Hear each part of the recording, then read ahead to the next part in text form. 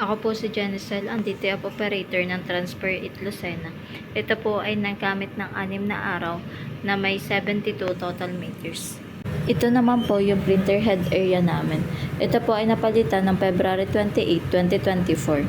Ang capping naman po ay may 100% good condition pa po. Head clean.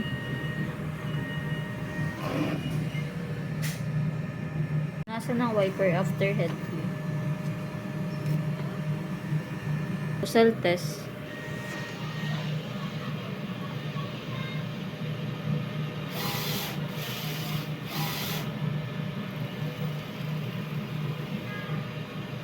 Ang ink tank naman ay tama lang ang level. Ang waste tank ay nalinis kanina.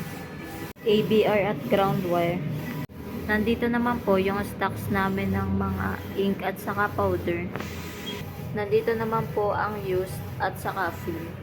Ito naman po yung aming daily output. Ito naman po yung nabawas naming DTF na white.